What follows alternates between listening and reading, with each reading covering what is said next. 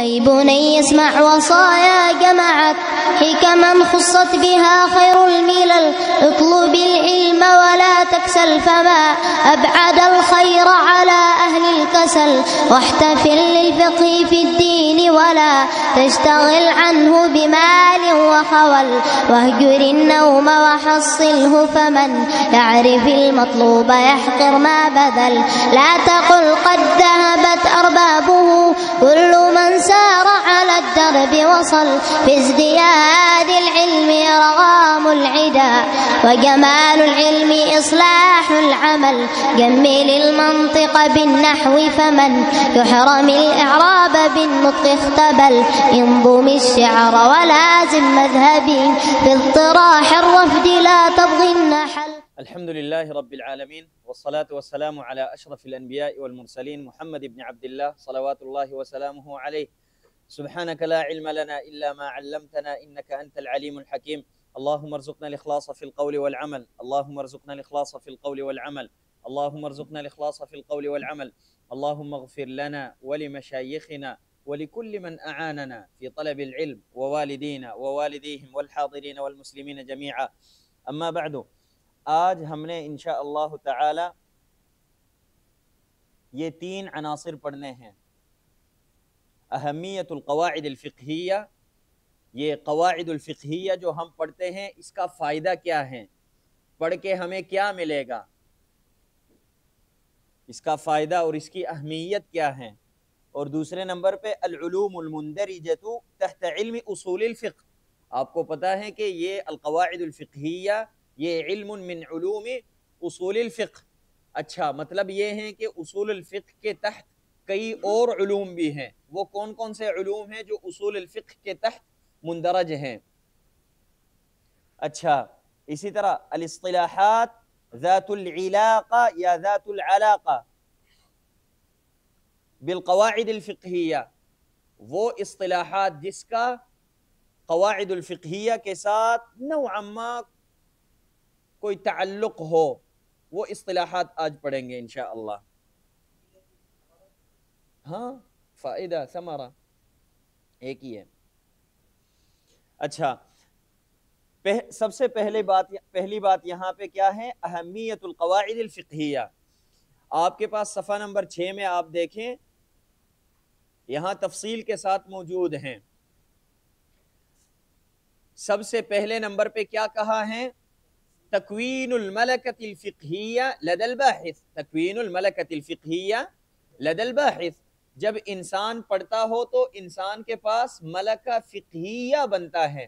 دیکھیں، انسان کو پتا ہو کہ الامور بمقاصدہا، انسان کو پتا ہو کہ یہ قواعد فقہیہ اور وغیرہ وغیرہ یہ ساری چیزیں یاد ہو، قواعد، ضوابط، نظریات وغیرہ، تو انسان کے سامنے کوئی مسئلہ آئے تو اس کو پتہ چل سکتا ہے کہ اس کا حکم کیا ہونا چاہیے، کیونکہ اس نے قواعد اور اصول المسائل یاد کیے.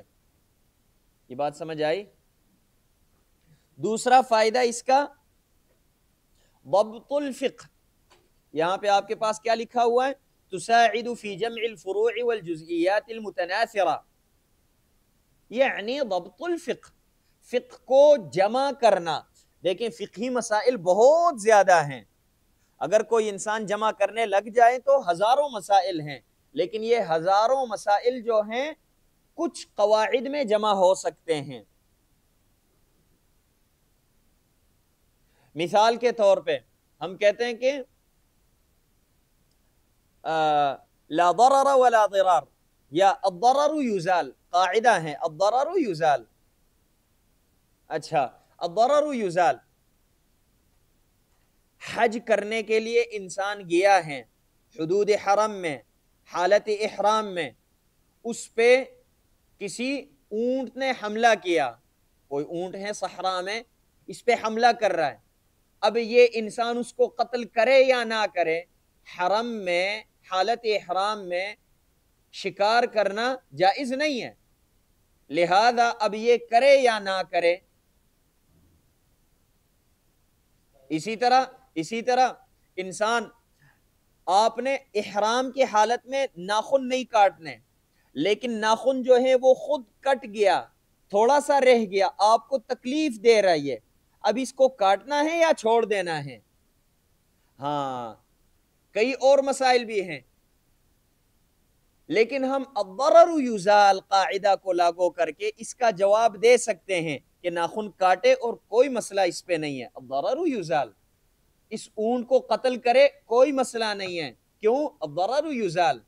اور یہ قاعدہ ہے، اس بندے نے شکار کرنا، دیکھیں شکار کرنا احرام کی حالت میں حدود حرم میں جائز نہیں ہے، کیوں؟ کیونکہ یعنی کسی بھی حیوان کو، مکی حیوان ہو، مکہ مکرمہ کا کوئی حیوان ہو، اس کو قتل کرنا جائز نہیں ہے، کیوں؟ اذا كان الانسان يريد دفع اذاه به، اما اذا اراد دفع اذاه عنه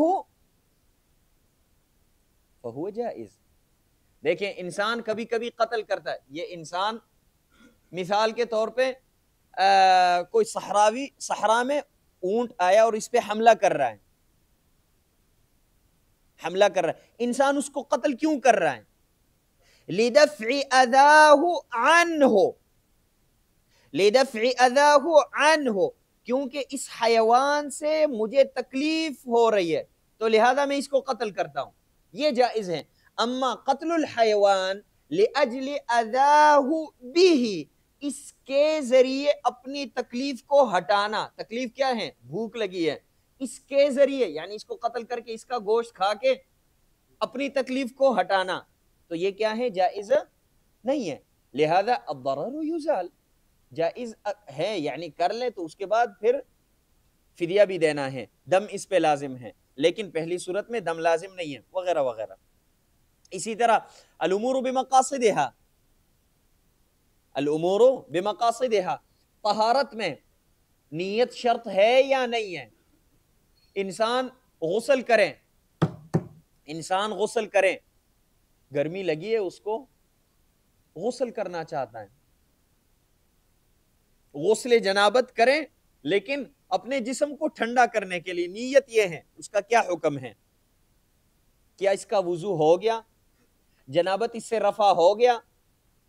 اسی طرح کوئی انسان اس کو پیاس لگی، روزہ رکھا ہے اس نے، تو للتبرید غسل کرتا ہے، غسل للتبرید، ٹھنڈا ہونے کے لیے، تاکہ جسم ٹھنڈا ہو، کیا جنابت اس سے رفع ہو گیا یا نہیں؟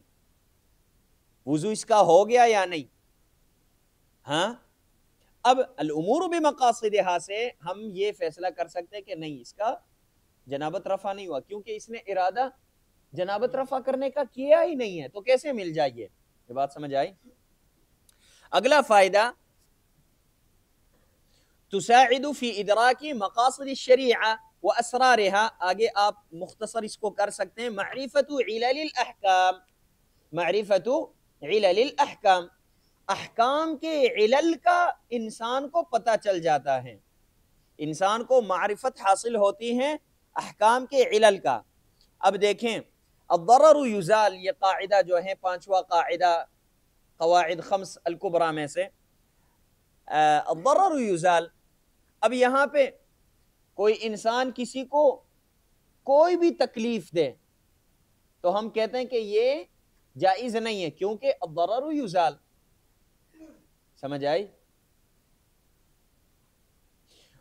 موبائل انسان استعمال کرے رات کو لائٹ بند کر کے لیٹ کے، آنکھیں خراب ہوتی ہیں، مثلا ڈاکٹروں نے ہمیں کہا، اور 100% یہ بات ثابت ہے، ڈاکٹروں نے ہمیں کہا 100% ثابت ہے یہ بات، یہ میں مثال بیان کر رہا ہوں، صحیح ہے؟ آگے سے کسی نے مناقشہ نہیں کرنا کہ نہیں نہیں نہیں نہیں 45 سال سے میں استعمال کر رہا ہوں، میری آنکھیں خراب نہیں ہوئی وغیرہ وغیرہ، نہیں، میں صرف مثال بیان کر رہا ہوں، صحیح ہے؟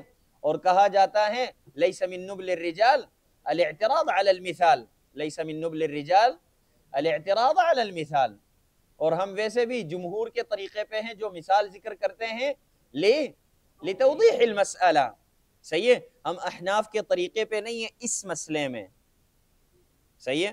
باقی مسائل میں ممکن احناف کے طریقے پہ ہو سکتے ہیں، لیکن اس مسئلے میں ہم احناف کے طریقے پہ نہیں ہیں، صحیح ہے؟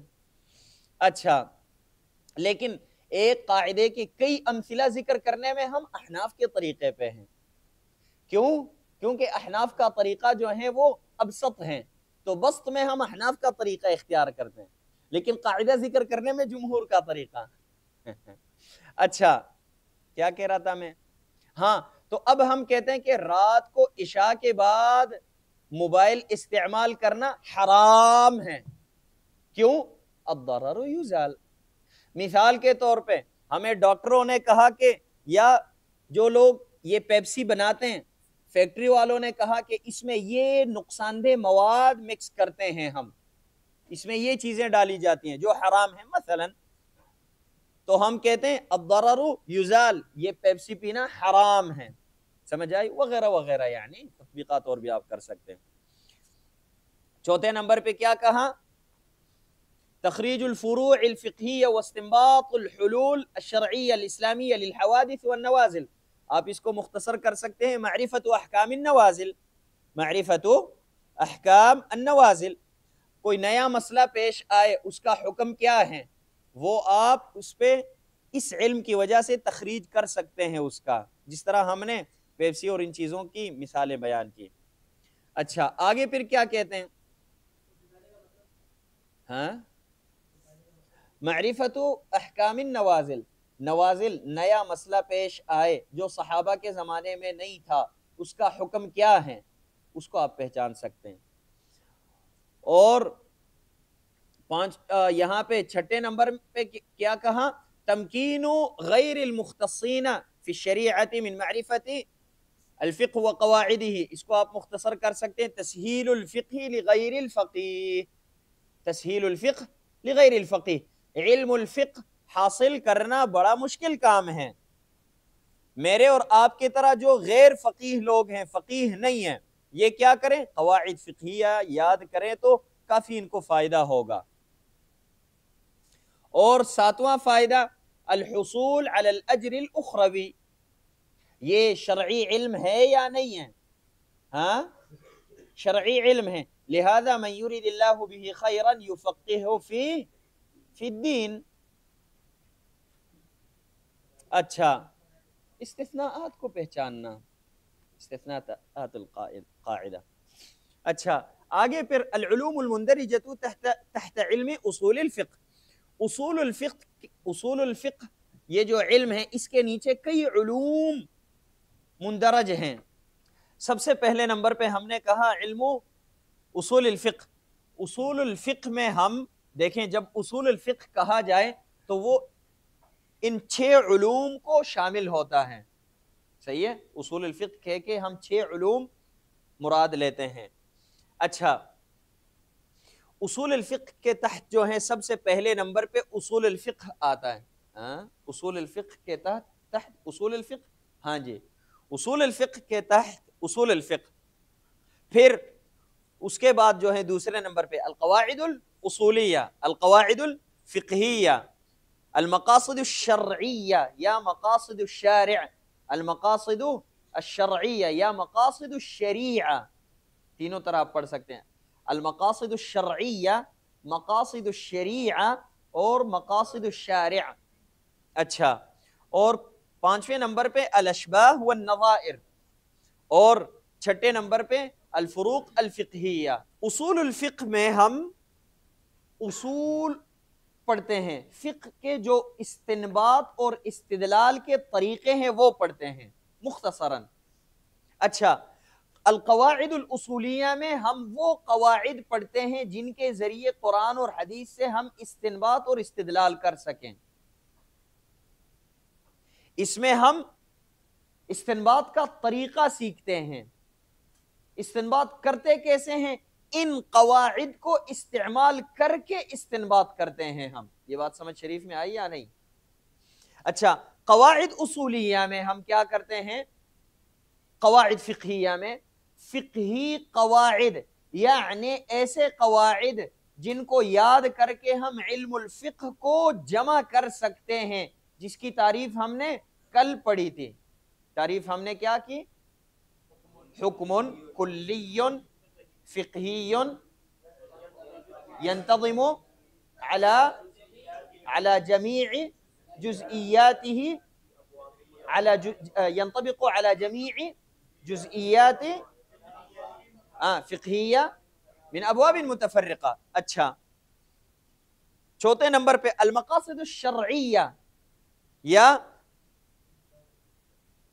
مقاصد الشریعہ. المقاصد الشرعیہ میں ہم کیا پڑھتے ہیں؟ اللہ رب العالمین نے ہمیں نماز کا حکم دیا، وجہ کیا ہے، حکمت کیا ہے؟ ہمیں النظر الی الحرام سے منع کیا، وجہ کیا ہے؟ بات سمجھ آئی؟ نظر الی الحرام سے منع کیا، وجہ کیا ہے؟ یہ معاملات کے جو ابواب ہیں ہمیں شریعت نے کہا، مثلا وَأَحَلَّ اللَّهُ الْبَيْعَ وَحَرَّمَ الرِّبَا، کیوں ہمیں شریعت نے یہ کہا؟ انما البیع مثل الربا، دونوں ایک ہی جیسے ہیں، لیکن شریعت نے ہمیں منع کیوں کیا ایک سے اور ایک کا ہمیں حکم دیا، بلکہ ہمیں ایک کی اجازت دی؟ وجہ کیا ہے؟ کیونکہ شریعت نے ہمارے اموال کا خیال رکھا کہ ہمارا مال محفوظ ہو. اسی طرح جو جنایات کا جو باب ہیں، صحیح ہے، جنایات، قصاص، قتل وغیرہ وغیرہ، یہ ابواب شریعت نے، اللہ رب العالمین نے، نبی صلی اللہ علیہ وسلم نے ہمیں کیوں بتائے، ہم پہ لازم کیوں کیے؟ تاکہ نفس کی حفاظت ہو جائے وغیرہ وغیرہ. اچھا یہ مقاصد الشریعہ. اس کے بعد الاشباہ والنظائر. فقہ میں ہمارے پاس تین چیزیں ہیں، ایک ہیں الامثال، ایک ہیں اشباہ، ایک ہیں نظائر. امثال، اشباہ، نظائر.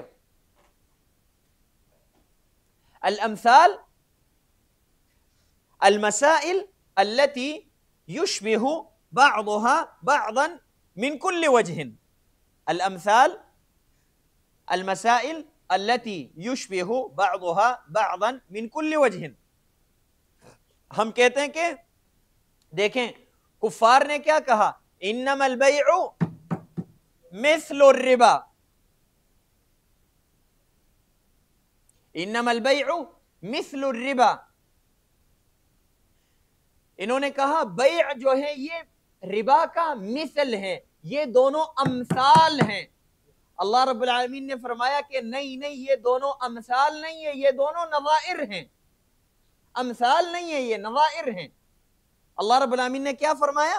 وَأَحَلَّ اللَّهُ الْبَيْعَ وَحَرَّمَ الرِّبَا. اذن دونوں جو ہیں نظائر ہیں، امثال نہیں ہیں. اب نظائر کس کو کہتے ہیں بعد میں پڑھیں گے انشاءاللہ.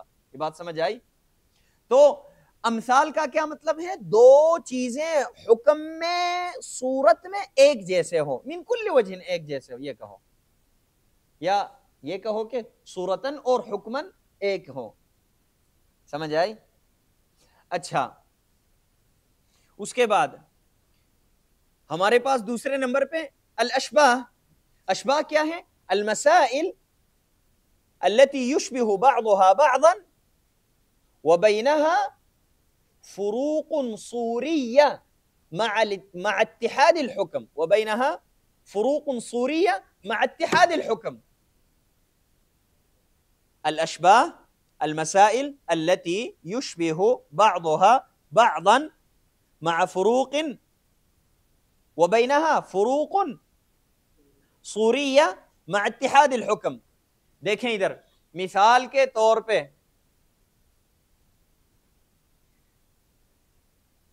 شریعت نے ہمیں کہا ہے کہ البر بالبر، اس میں ربا جاری ہوتا ہے.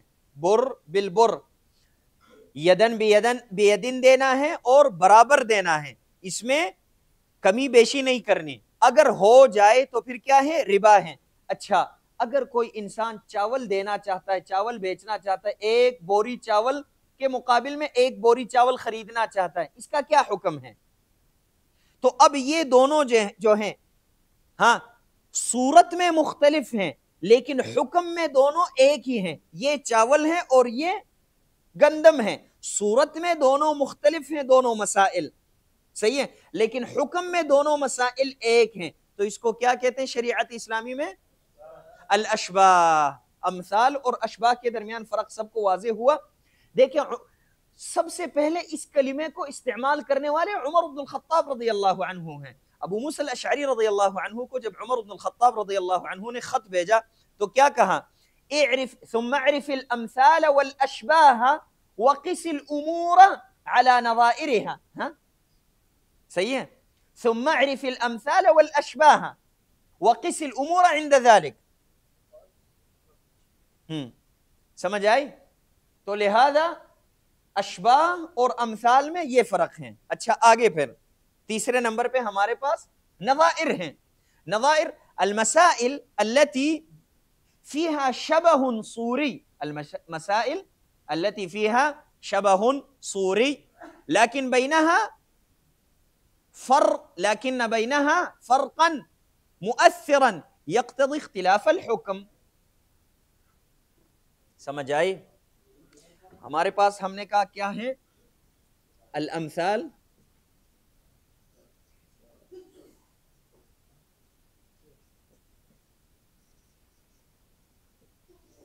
الاشباہ، النظائر. تین چیزیں ہیں ہمارے پاس.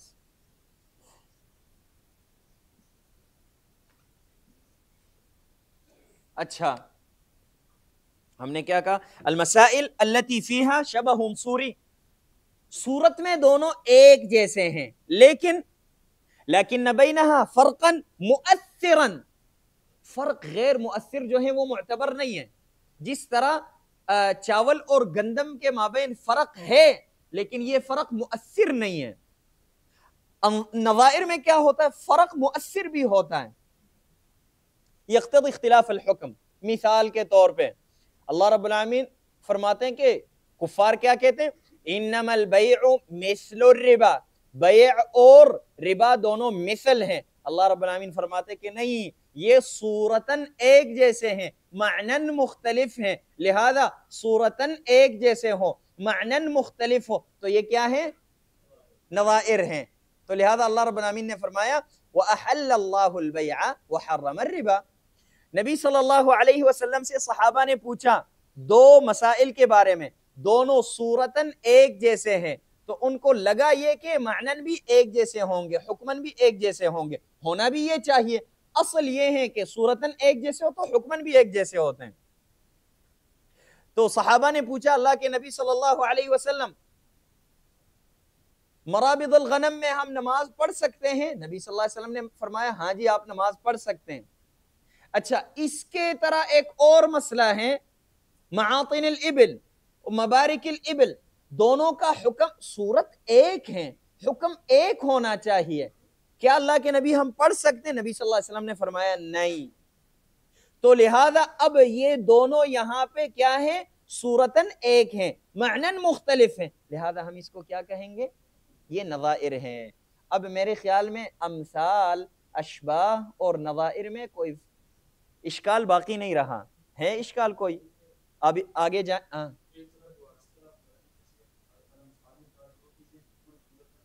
ہاں اشباہ میں دو چیزیں صورتاً مختلف ہو حکماً ایک ہو، اور نظائر میں دو چیزیں صورتاً ایک ہو حکماً مختلف ہو. اشباہ کے بالکل برعکس. زبردست. نظائر المسائل التي فيها شبه صوري لكن بينها فرقا مؤثرا يقتضي اختلاف الحكم. یعنی آپ اس طرح کہیں، دیکھیں ادھر ہمارے پاس دو چیزیں ہیں، صورت اور حکم. صورت اور حکم دونوں ایک ہوں، متفق ہوں، صورت اور حکم دونوں میں متفق ہو تو یہ کیا ہے؟ امثال. صورت میں ایک ہیں لیکن حکم میں مختلف ہیں، کیا ہیں؟ نظائر. حکم میں ایک ہے لیکن صورت میں مختلف ہیں، یہ کیا ہے؟ اشباہ. یہ بات سمجھ آئی؟ تو فقہ میں ہمارے پاس تین، یہ کہتے ہیں یہ بات سمجھ آئی. تو اس سے پہلی باتیں سمجھ نہیں آئی. اچھا آگے پھر اب یہ تو ہمارے پاس افراد ہو گئے ان کے، اشباہ، امثال اور نظائر. سمجھ آئی؟ اب اس علم کا نام، مقصد کیا ہے، تعریف کیا ہے اس علم کی؟ علم الاشباہ والنظائر. یہ اشباہ والنظائر بعد میں ایک مستقل علم بن گیا جس میں علماء کرام کیا کرتے ہیں؟ مسائل فقہیہ کو دیکھتے ہیں. مسائل فقہیہ ان میں سے کون سے جو ہیں آپس میں ملتے ہیں جو معنن ایک جیسے ہیں، حکمن ایک جیسے ہیں، صورتن مختلف ہیں، صورتن ایک جیسے ہیں، حکمن مختلف ہیں، صورتن اور معنن حکمن متفق ہیں، ایسے مسائل کو جمع کرنے کا علم ہم اشباہ والنظائر میں سیکھتے ہیں. صحیح ہے؟ ایسی چیزوں کو جمع کرنے کا طریقہ ہم اشباہ والنظائر میں سیکھتے ہیں. کافی ہے اتنا؟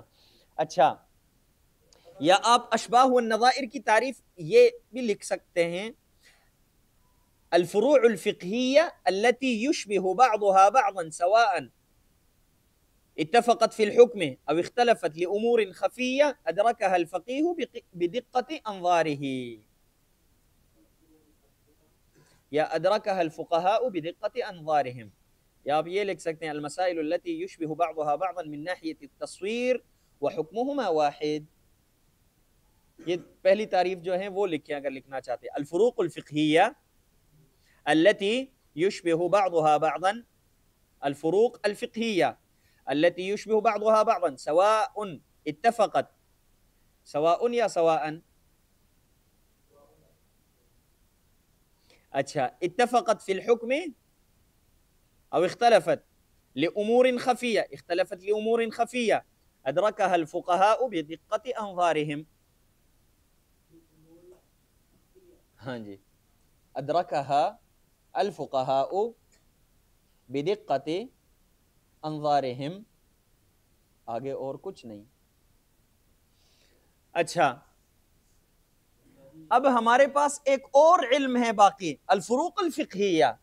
اب الفروق الفقہیہ سے کیا مراد ہیں؟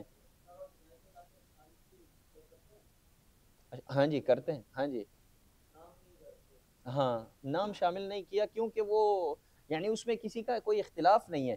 اختلاف جو پیدا ہوتا ہے علماء کے مابین وہ اشباہ میں، اختلاف پیدا ہوتا ہے نظائر میں. امثال میں تو کوئی اختلاف نہیں کرتا. کب اختلاف نہیں کرتا؟ جب ثابت ہو جائے کہ یہ دونوں امثال ہیں، پھر اختلاف نہیں کرتے ہیں. لیکن اشباہ میں مانتے ہیں کہ اشباہ ہیں لیکن پھر بھی اختلاف ہوتا ہے.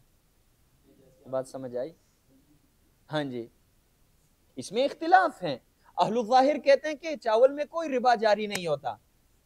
سمجھ آئی؟ سب سے آسان مذہب جو ہے اہل الظاہر کا ہے، سب سے آسان مذہب، اور سیکھنا بھی آسان ہے، تطبیق کرنا بھی آسان ہے، اور عمل کرنا بھی آسان ہے. کیونکہ کہتے ہیں دیکھیں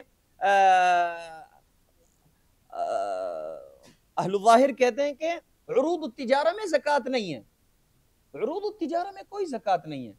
آپ نے کاروبار کے لیے 2 کروڑ روپے کا سامان خریدا ہے، کاروبار کر رہے ہیں اس پہ، صحیح ہے؟ آپ امتیاز مال کے آنر ہیں، صحیح ہے، باس ہیں. اچھا، تو سال گزر گیا، سال بعد آپ نے زکوٰۃ دینا ہے. مذاہب اربعہ کہتے ہیں کہ ہاں زکوٰۃ آپ ادا کریں گے، اہل الظاہر کہتے ہیں نہیں، ادا نہیں کریں گے، کوئی زکوٰۃ نہیں ہے. آسان ہے یا مشکل؟ ہاں. اب ربا میں یہ چاول میں ربا ہے یا نہیں؟ ربا جاری ہوتا ہے یا نہیں؟ ربا جاری ہوتا ہے. مذاہب اربعہ کیوں جاری ہوتا ہے؟ کیونکہ اس میں یہ علت ہے، نہیں یہ علت ہے، نہیں وہ علت ہے، نہیں یہ ہے، نہیں وہ ہے. اہل الظاہر کہتے ہیں نہیں ہوتا، قیاس ہی جائز نہیں ہے.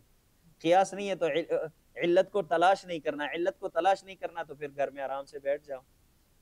صحیح ہے؟ کتنا آسان ہوا. لیکن اتنا بھی آسان نہیں ہے جتنا ہمیں لگ رہا ہے. صحیح ہے؟ کافی مشکل بھی ہیں کیونکہ دوسرے طریقے سے وہی مسائل ثابت کرتے ہیں. پھر علی رأسہم ابن حزم رحمہ اللہ. تو ابن حزم رحمہ اللہ کی کتابیں ابتدا میں نہیں پڑھنی چاہیے، لیکن تھوڑا سا علم انسان حاصل کرے اس کے بعد ابن حزم رحمہ اللہ کی کتابیں پڑھنا طالب العلم کے لیے ضروری ہو جاتی ہیں، بہت ضروری، کیونکہ اس کے بغیر انسان کا ملکہ فقہیہ جو ہے وہ پائے تکمیل تک نہیں پہنچتا. اچھا، یہ ہو گیا. آگے جو ہے ہمارے پاس، اچھا آپ یہ کہہ سکتے ہیں، دیکھیں ادھر ہمارے پاس یہاں پہ یہ ہیں ایک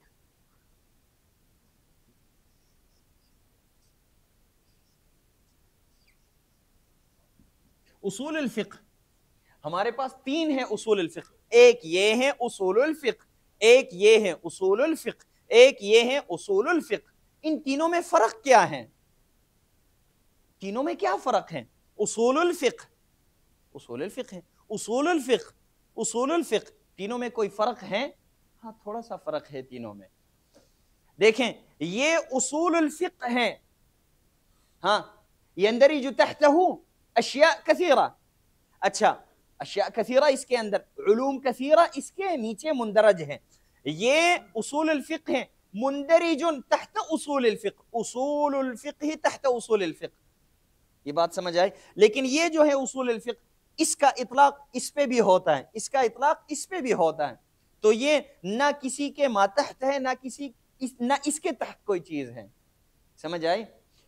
ممکن اس کو ماتحت بنایا جائے، ممکن اس کے تحت اور چیزیں جمع کیے جائیں، ممکن ہے یا نہیں ہے. لہذا تینوں میں فرق کیا ہے؟ آپ یہ کہہ سکتے ہیں، مناطقہ اور فلاسفہ قاعدہ ذکر کرتے ہیں، کہتے ہیں الماہیہ باعتبار تعلقها بما هو خارج عنها. کوئی بھی ماہیت اس کا خارج عنہا کے ساتھ کیا تعلق ہے. صحیح ہے؟ تو تین چیزیں ذکر کرتے ہیں، اس کو آپ یہاں پہ لاگو کر سکتے ہیں. یعنی کہتے ہیں الماہیت بشرط شیء، الماہیت بشرط لا شیء، الماہیت لا بشرط شیء. تین چیزیں ذکر کرتے ہیں، الماہیت بشرط شیء، الماہیت بشرط لا شیء، اور الماہیت لا بشرط شیء. تو آپ یہ کہہ سکتے ہیں کہ الماہیت بشرط شیء،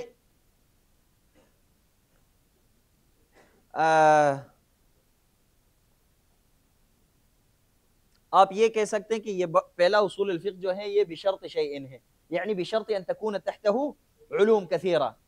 اور یہ جو ہے بشرط لا شیء ان لا تکون تحتہ علوم، اور یہ جو ہے لا بشرط شیء، یہ کہہ سکتے ہیں آپ. یعنی اور بشرط شیء ان کو الماہیہ المخلوطہ کہتے ہیں فلاسفہ، الماہیہ المخلوطہ بشرط شیء، اور ہاں مخلوطہ، اور بشرط لا شیء، بشرط لا شیء اس کو الماہیہ المجردہ کہتے ہیں، الماہیہ المجردہ.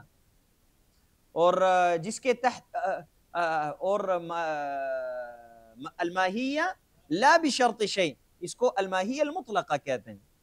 مثال کے طور پہ اللہ رب العالمین فرماتے ہیں فتحریر رقبۃ، فتحریر رقبۃ ای مطلقۃ، ماہیہ مطلقہ، یعنی یہاں پہ ماہیہ لا بشرط شیء، فتحریر رقبۃ مؤمنۃ بشرط شیء. صحیح ہے؟ یہاں پہ قید زائد ہیں بشرط شیء، جس کو ماہیہ المخلوطہ کہتے ہیں. صحیح ہے فلاسفہ. اچھا یہ چھوڑ دو فلاسفہ کی باتیں، آگے آؤ، آگے آؤ. یہ الاصطلاحات ذات العلاقہ بالقواعد الفقہیہ، قواعد فقہیہ کے ساتھ کچھ اصطلاحات ہیں جن کا بہت قریبی تعلق ہیں. وہ کون سے اصطلاحات ہیں؟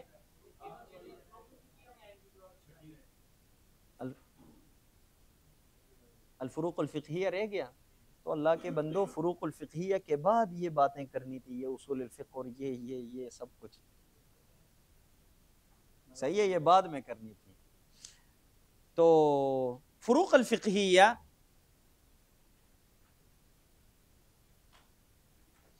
اس علم کو کہتے ہیں جس میں هو العلم الذي يبحث في المسائل الفقهية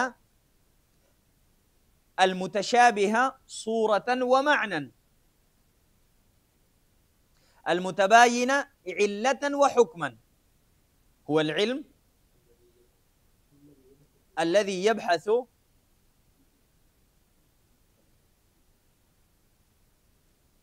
في المسائل الفقهية المتشابهة صورة ومعنى المتباينة علة وحكما. تو آپ کو اس تعریف سے کوئی بات سمجھ آنے لگی یا نہیں کہ یہ فروق فقہیہ جو ہیں یہ فرد من افراد علم الاشباہ والنظائر. ہاں یہ بات سمجھ آئی؟ ہم نے اشباہ والنظائر کی تعریف کیا کی؟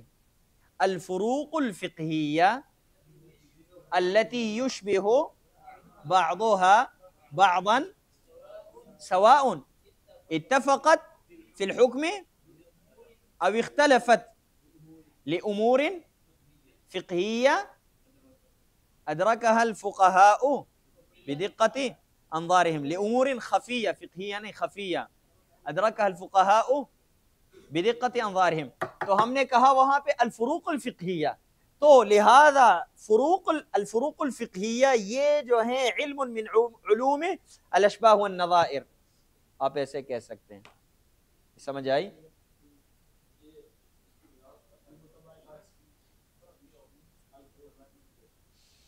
آپ یہ کہیں کہ فروق فقہیہ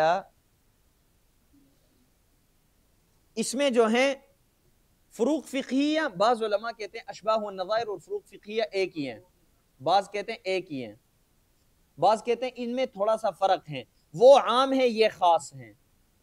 اشباہ والنظائر میں ہم تین چیزیں ڈھونڈتے ہیں، فروق فقہیہ میں ایک ہی چیز ڈھونڈتے ہیں. وہ مسائل ڈھونڈتے ہیں جو صورتاً معنن ایک ہو، حکماً علتاً مختلف ہو،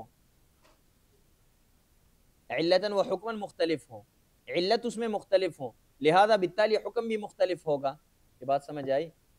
تو یہ فرد من افراد الاشباہ والنظائر، معنن ایک ہو، صورتاً ایک ہو، حکماً اور علتاً مختلف ہو. لیکن اشباہ والنظائر میں مختلف ہو دونوں، متفق ہو دونوں میں سے کوئی ایک متفق ہو، کوئی ایک مختلف، وہ ساری چیزیں پڑھتے ہیں. اچھا، اگلا مسئلہ یہ ہے، ہم اصول الفقہ پڑھتے ہیں. اصول الفقہ ہم کیوں پڑھتے ہیں؟ اس کا فائدہ کیا ہے؟ مقصد کیا ہے؟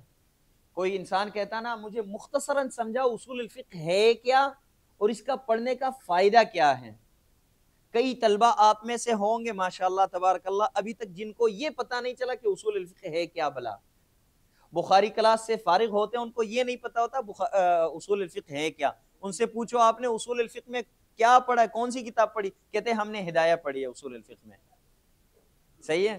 ایک طالب علم بخاری کلاس میں مجھے کہتے ہیں پیپروں کے دن میں مجھے کہتے ہیں کہ وجیز کی حالات زندگی، ایسا بھی کوئی سوال ہوگا؟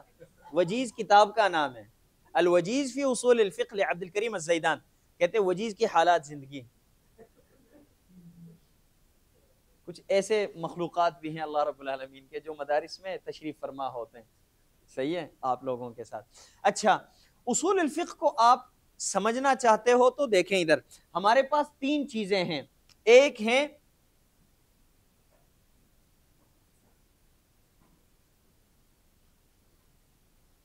الادلہ، ادلۃ الاحکام، ایک ہیں الحکم، اور درمیان میں یہاں پہ ہمارے پاس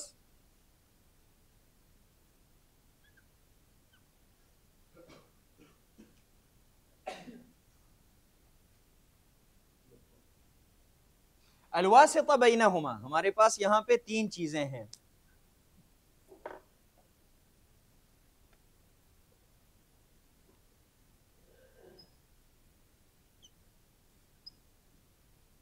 الادلہ دلائل، قرآن اور سنت، یہ ہمارے پاس دلائل ہیں. اچھا، ایک ہے ہمارے پاس حکم، نماز کا کیا حکم ہے، کیسے پڑھوں، کیوں پڑھوں، کیا پڑھوں، کب پڑھوں، یہ احکام ہیں. اچھا، اور درمیان میں ایک واسطہ ہے دونوں کے مابین جس کو کہتے ہیں طریقۃ الوصول الی الحکم. طریقۃ الوصول الی الحکم، یہ دلائل ہم نے یاد کیے، صحیح ہے، اور حکم بھی ہم نے پہچان لیا. ہم کس طریقے سے یہاں اس حکم تک پہنچتے ہیں، یہ واسطہ ہے دونوں کے درمیان. دیکھیں، انسان قرآن یاد کرے زبانی، احادیث بھی یاد کرے زبانی، اس کا ترجمہ بھی یاد کرے، اس کی تفسیر بھی، انسان عالم نہیں کہلاتا ہے. کیوں؟ کیونکہ صرف اور صرف معرفت الدلیل کے ذریعے انسان عالم نہیں بنتا. اسی طرح دوسرا شخص ہے جس نے فقہ کی کوئی 45 کتابیں فقہ کی پڑھی اور احکام شرعیہ، فروعات فقہیہ کا کافی سارا اس کے پاس علم ہے. سمجھ آئی؟ اس کو بھی عالم نہیں کہتے ہیں. عالم کس کو کہتے ہیں؟ جو اس درمیانی واسطہ کو پہچان لیں، چاہے اس کو آیات احادیث بہت زیادہ یاد نہیں ہو، مکمل قرآن کا بھی وہ حافظ نہیں ہے، احادیث بھی اس کو بہت زیادہ یاد نہیں ہے، صرف احادیث الاحکام آیات الاحکام اس کو یاد ہیں، درمیان میں یہ جو واسطہ ہے یہ ہمیں اصول الفقہ پڑھاتا ہے۔ اصول الفقہ میں ہم یہ واسطہ سیکھتے ہیں، قرآن اور حدیث سے استنباط کر کے حکم تک پہنچنے کا طریقہ ہم سیکھتے ہیں۔ یہ بات سمجھ آئی؟ لہذا ہمارے پاس تین چیزیں ہیں، دلیل، اور اس دلیل سے جو ہمیں حکم ملتا ہے، درمیان میں واسطہ۔ تو آج کل اکثر لوگ کیا کرتے ہیں؟ دلیل یاد کرتے ہیں یا حکم یاد کرتے ہیں، یہ درمیانی واسطہ بھول جاتے ہیں۔ یہ درمیانی واسطہ پہچاننے کا فائدہ یہ ہے، کئی لوگ ہوتے ہیں معاشرے میں، ان کو دلیل بھی یاد ہوتی ہے، حکم بھی یاد ہوتا ہے، لیکن درمیان میں جو واسطہ ہیں اس سے غافل ہوتے ہیں۔ مثال کے طور پہ دیکھیں، نبی صلی اللہ علیہ وسلم فرماتے ہیں کہ اذا بلغ الماء قلتین لم يحمل الخبث، جب قلتین فما فوق ہو تو پانی گندا نہیں ہوتا۔ مطلب کیا ہے؟ قلتین سے کم ہو تو یہ پانی گندا ہو جاتا ہے۔ سمجھ آئی؟ مفہوم مخالفہ یہ ہے۔ تو بعض لوگ کہتے ہیں پانی، ایک بالٹی پانی ہو، اس میں 2 قطرے مکس ہو جائیں چھوٹے پیشاب کے، وہ اس میں غائب ہو جائیں، اس کا رنگ، بو، ذائقہ کچھ بھی باقی نہ ہو، یہ پانی گندا ہو جاتا ہے پھر بھی۔ کیوں؟ کیونکہ اذا بلغ الماء قلتین، یہ قلتین سے کم ہے تو یہ گندا ہو جاتا ہے۔ اچھا چلیں صحیح ہے، کیونکہ مفہوم مخالفہ کو لیا انہوں نے، چلیں صحیح ہے۔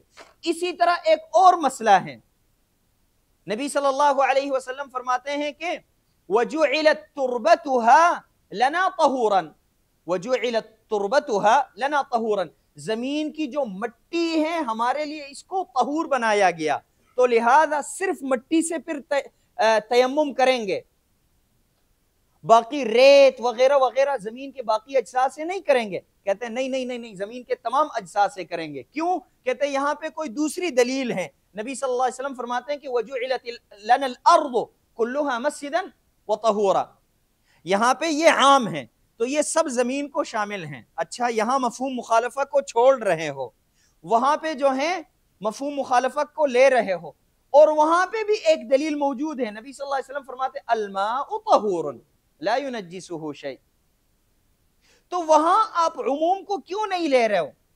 مفہوم کو ہی لے رہے ہو۔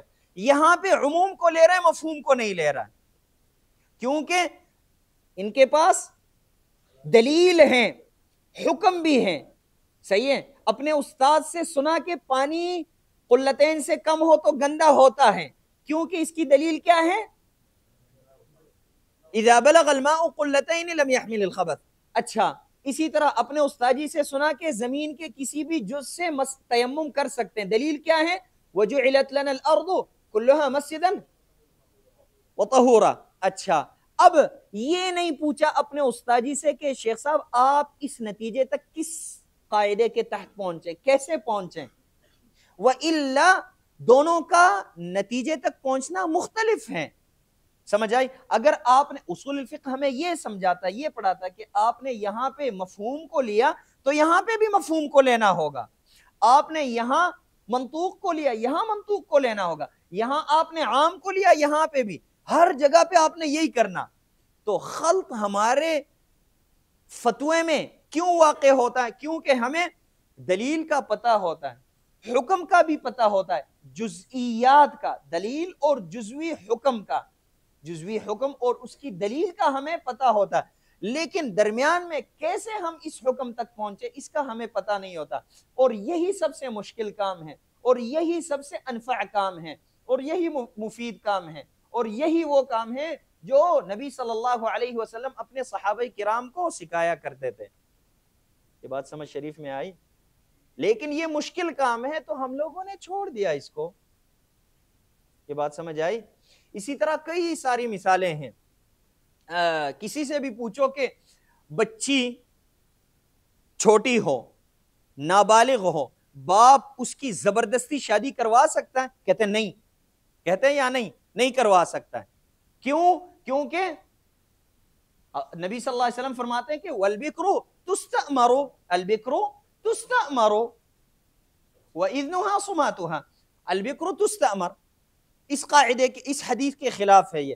اچھا تو یہ جو پانی گندا ہوتا ہے ایک بالٹی پانی آپ نے جو فتویٰ دیا گندا ہوتا ہے یہ اس حدیث کے خلاف نہیں ہے الماء طہور. کہتے ہیں نہیں یہاں پہ ایک اور حدیث ہے جس کے مفہوم سے یہ بات ثابت ہو رہی ہے الماء اذا بلغ الماء قلتین. ہم کہتے ہیں صحیح ہے. یہاں پہ بھی ایک دوسری حدیث ہے جس کے مفہوم سے یہ بات سمجھ آ رہی ہے کہ انسان زبردستی شادی کروا سکتا ہے. نبی صلی اللہ علیہ وسلم فرماتے ہیں الیتیمۃ تستأمر. یتیمہ کون ہوتی ہے؟ نابالغ ہو اور باپ فوت ہوا ہو. مطلب کیا ہے مفہوم مخالفہ؟ چھوٹی بچی اور اس کا باپ فوت نہیں ہوا ہو تو زبردستی اس کی رضا کے علاوہ نکاح کروا سکتے ہیں. تو یہاں آپ مفہوم مخالفہ کو پانی کے معاملے میں لے رہے ہو تو یہاں شادی نکاح کے معاملے میں کیوں نہیں لے رہے ہو؟ یہ بات سمجھ آئی یا نہیں؟ یہ کس وجہ سے؟ کیونکہ قواعد کے تحت ہم نے اس حکم کو پہچانا نہیں. حکم ہمیں مل گیا، فرع فقہی ہمیں ملا، اس کی دلیل بھی ہمیں مل گئی، لیکن قاعدے کے تحت ہم اس حکم تک پہنچے نہیں. سنا سنی بات تھی ہم نے لے لی اور جو دلیل ہمیں بتائی گئی تھی وہ دلیل بھی ہم نے لے لی. ہمیں یہ پتہ نہیں ہے کہ اس دلیل سے ہم اس حکم تک کیسے پہنچے اور کن مشکلات کے بعد ہم پہنچے ہیں. تو اصول الفقہ میں ہمیں یہ بتایا جاتا ہے کہ اس دلیل سے اس حکم تک کیسے پہنچنا ہے. ابن تیمیہ نے یہ کہا، بخاری نے وہ کہا، فلان نے یہ کہا، فلان کیسے پہنچا اس حکم تک، علان کیسے پہنچا اس حکم تک، میں نے پھر کیسے پہنچنا ہے. میرے سامنے کوئی نیا مسئلہ آئے تو میں نے دلیل سے حکم تک کیسے پہنچنا ہے. سمجھ آئی؟ سبحانک اللہم و بحمدک اشہد ان لا الہ الا انت استغفرک و اتوب الیک.